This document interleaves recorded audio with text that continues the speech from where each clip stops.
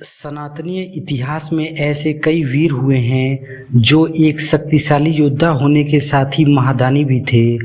आज के वीडियो में हम ऐसे ही 5 दानवीरों की बात करेंगे जिनका नाम आज भी बड़े आदर के साथ लिया जाता है।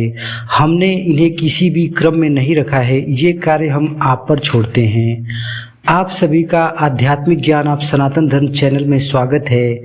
सनातन धर्म से संबंधित ऐसे ही रोचक और ज्ञानवर्धक वीडियो देखने के लिए हमारे चैनल को सब्सक्राइब कर वीडियो को लाइक अवश्य करें।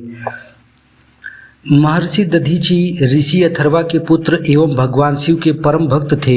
उन्होंने कठोर तपस्या कर महादेव से यह वरदान प्राप्त किया था कि कोई भी अस्त्र शस्त्र उनके शरीर का भेदन ना कर पाए और उनकी हड्डियां वज्र सी कठोर हो जाए।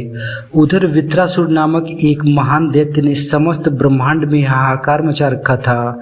उस महान दैत्य के सामने सभी अस्त्र शस्त्र निष्फल हो गए थे। अंततः इंद्र आदि देवताओं ने महर्षि दधीचि की शरण ली और त्रिपुरासुर के वध के लिए महर्षि दधीचि से उनके हड्डियों की मांग की। तब महर्षि दधीचि ने समाज कल्याण के लिए अपने शरीर का परित्याग कर दिया। उन्हीं की हड्डियों से वज्र का निर्माण हुआ, जिसकी सहायता से देवराज इंद्र ने वित्रासुर का वध किया था। राजा रघु इक्ष्वाकु कुल के प्रतापी राजा थे। राजा रघु के नाम पर ही रघुवंश की स्थापना हुई थी।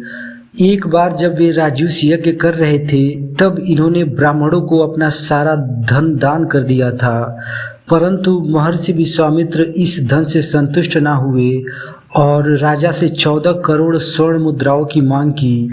तब इस मांग को पूर्ण करने के लिए राजा रघु ने कुबेर को युद्ध में परास्त कर उसका सारा धन महर्षि विश्वामित्र के चरणों में समर्पित कर दिया। अंगराज कर्ण महाभारत के एक अहम पात्र थे। वह न केवल एक कुशल योद्धा थे बल्कि वे अपनी दानवीरता के लिए भी प्रख्यात हैं। कर्ण यह जानते हुए भी अपना कवच कुंडल दान कर दिए थे कि दान के पश्चात वे अभेद्य नहीं रह जाएंगे, जिसके पश्चात उनकी मृत्यु भी हो सकती है। फिर भी ब्राह्मण के रूप में आए देवराज को कवच और कुंडल दान में दे दिए थे। राजा हरिश्चंद्र सतयुग के सबसे प्रतापी राजा थे। एक बार विश्वामित्र जी ने दान के रूप में हरिश्चंद्र से उनकी सारी संपत्ति मांग ली। तब हरिश्चंद्र ने इतनी संपत्ति दान की जिसकी कल्पना भी नहीं की जा सकती। तब महर्षि विश्वामित्र बोले, दान के पश्चात दक्षिणा का भी विधान है।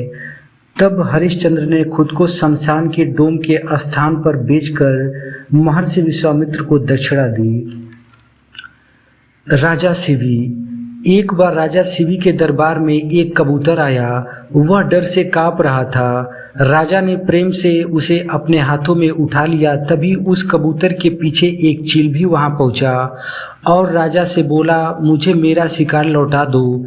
राजा बोले, इसने मेरे यहाँ शरण ली है, अगर इसे मैंने तुम्हें दे दिया तो तुम इसे खा जाओगे और मैं पाप का भागीदार बन जाऊंगा। तब चील बोला, अगर मैं भूख से मर गया तब आपको पाप नहीं लगेगा क्या?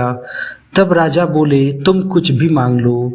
तब चील बोला, मैं केवल मांस का सेवन करता हूँ, तो आप मुझे अपना मांस दीजिए जो कबूतर के वजन के बराबर हो।